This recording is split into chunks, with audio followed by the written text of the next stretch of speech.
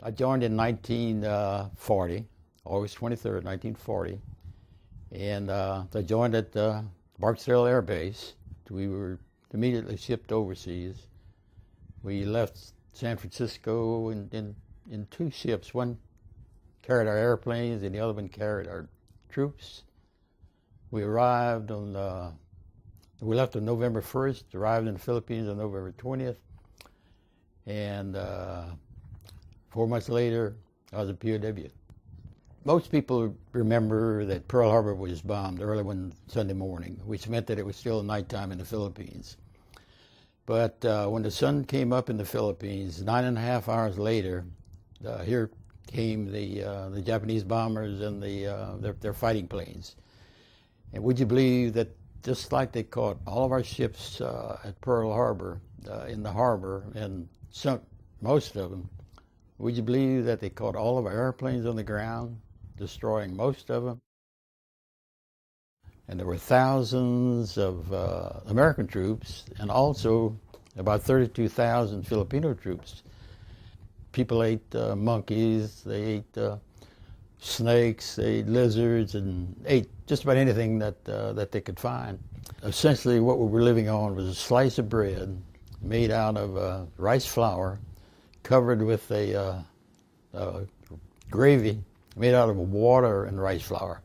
So we were essentially starving to death. After our front lines broke, everybody was told to report back or fall back to the tip of the peninsula at a place called Cab Cabin.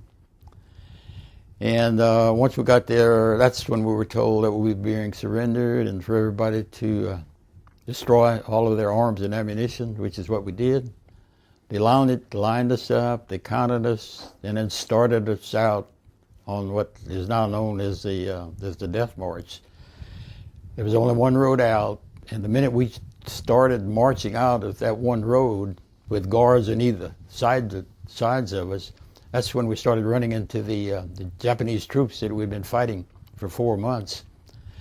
And of course, the first thing they did was they stole everything we had. They took our wallets, they took our, anybody that had a ring, they took our ring, they took our dog tags, and they emptied our musette bags on the ground and picked out whatever they wanted. And then once they had taken everything that we had, and as we kept going through these frontline Japanese troops, that's when they began to beat us. They beat us with rifle butts, they beat us with sabers, they beat us with clubs and anything they could get their hands on. And anybody that had a helmet, steel helmet on their heads, they knocked it off with the rifle butt. And that went on all day long.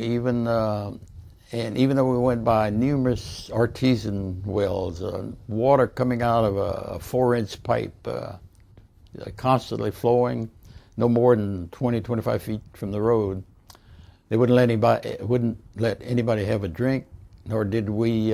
They let us rest. Of course, they didn't feed us. We did stop that first night, and they surrounded us with guards with machine guns, but didn't give us water, didn't give us food, but at least we were getting rest. Next day they got us up at the crack of dawn, and we started out on the same road, again running into Japanese troops, and once again day two was just like day one, constantly being beaten every time we ran across the Japanese. And then I think it was around the middle of the second day that people began to collapse. You know, we hadn't had water in a day and a half, and in the tropics,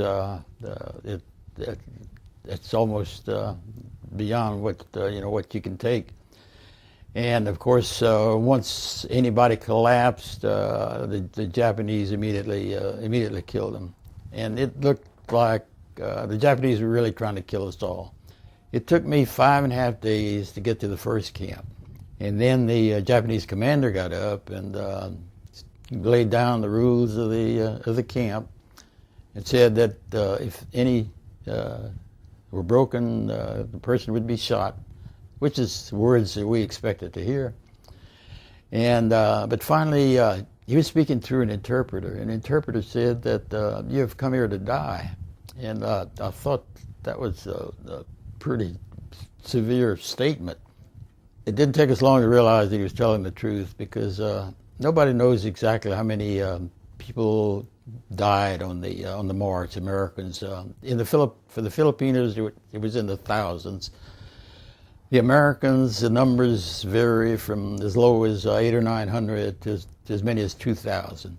And but within the first 40 days of our being in the first camp, Camp O'Donnell, another 1,800 Americans died, and that's an average of 45 a day. And all we were doing was burying the dead. And I remember looking around and deciding that the way people were dying, within a few weeks we would all be dead.